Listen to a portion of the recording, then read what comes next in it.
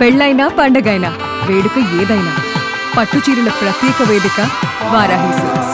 Demand Pawan ఇన్ని రోజులు బాగా ఆడాడు, కానీ రవితేజ హౌస్ 15 లక్షలు సూట్ తీసుకెళ్ళడానికి అది తీసుకొని బయటకి వచ్చాడు. అది మీకు కరెక్ట్ అనిపిస్తుందా? అవును, కరెక్ట్. ఎందుకంటే ఆయన క్రేజ్ ఎలా ఉందో ఆయన తెలియదు అనమాట, బయట ఉందో. కానీ డిమాండ్ వరకు అయితే టాప్ 5 ఉన్నాడు, కానీ గెలువ నమ్మకం మనకి అట్లా ఉన్నప్పుడు ఆయనకి ఎంత ఉంటుందో మీరు అర్థం చేసుకోవాలి. సో అటువంటిప్పుడు ఈ డిసిషన్ ఒక చాలా మందికి చాలా సార్లు ప్రెస్ అయిపోయింది. ఇటువంటి డిసిషన్ లాస్ట్ ఇయర్ సోహెల్ కానీ అందరూ తీసుకోరు ఒకసారి. సో ఈసారి డిమాండ్ పవన్ ఈ డిసిషన్ తీసుకొని చాలా బాగుంది. ఎందుకంటే బయట తనజో కొన్ని కళ్యాణ్కి బాగా క్రేజ్ ఉంది. సో వాళ్ళిద్దరిలో ఎవరైనా గెలిచే ఛాన్స్ ఉంది. సో డిమాండ్ పవన్ చేసే పని అయితే చాలా 100% కరెక్ట్. ఎందుకంటే దానివల్ల ఆయన పైసలు వచ్చినాయి, వీళ్ళ ప్రైజ్ మనీ తగ్గింది, ఆయన సేఫ్ జోన్లో ఇప్పుడు ఫైనల్ దాకా వచ్చిన కార్ రెమ్యునరేషన్ వస్తుంది, దాంతోపాటు ఇప్పుడు తీసుకున్న పైసలు వస్తాయి. సో మంచి డిసిషన్ అనమాట ఇది. చాలా మందికి చాలా సార్లు ఉపయోగపడింది డిసిషన్. సో ఇది మంచి డిసిషన్. ఆ రవితేజ చేతుల మీద తీసుకోవడం ఇంకా చాలా మంది హ్యాపీగా ఫీల్ అవుతారు.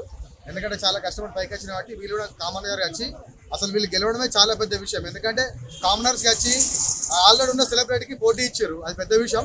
సో ఫైనల్ ఇప్పుడు గెలుస్తారు, అందరు కళ్యాణ్ అని అంటారు. సో చూద్దాం.